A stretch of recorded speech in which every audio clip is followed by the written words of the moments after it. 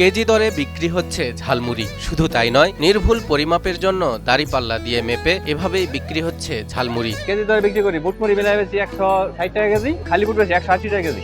প্রথম দেখাতে মনে হতে পারে এটা কোনো বিয়ে বাড়ির রান্না। এ দুই পাতিলের একটিতে সেদ্ধ হচ্ছে 30 কেজি ছোলা বুট, অন্যটিতে 15 কেজি আলু, সবই ঝালমুড়ির জন্য। প্রায় ধরেন না 5,000 মানুষের আয়োজন তো আঙ্গরে এই হাড়িতেই হয়।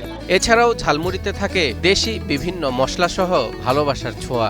মশলার ভিতরে যে আদা রসুন এগুলো কাটতে দিয়ে আবার মশলা দেওয়ার সময় এগুলো প্যাকেট কেটে দিতে হয়, জিরা গুঁড়া করতে হয়, আদা রসুন বেলাটা করা হয়। ভাইরাল এ ঝালমুড়ির জন্য প্রতিদিন প্রয়োজন হয় 30 কেজি ছোলা বুট ও 15 কেজি আলু। প্রতিদিন ঝালমুড়ি বিক্রি করেন প্রায় 120 কেজির মতো, এমনটাই জানান বিক্রেতারা। পুরো 30 কেজি সিদ্ধ করে 2 ডেক্সি বইলে নেয় বা 3 ডেক্সিও নেয়। বেশি বুট সিদ্ধ করলে বেশি গাছপালা লাগে, বেশি পরিশ্রম হয়। মনে করেন ডেইলি আনি 100 কেজি বা 120 কেজি এর মানে আর কি। বাজার দিন একটু বেশি আনি, 2.5-3 মন আনি। আর এমনি মনে করেন বেচা আছে মনে করেন 100 কেজি, 120 কেজি এমন আছে। বিনা পরিমাপে ঝালমুড়ি বিক্রি করেন না বলে জানান বিক্রেতা। এমনি কেজি ধরে কিনে আনি, কেজি ধরে বেশি আর কি, এই সুবিধা আর কি।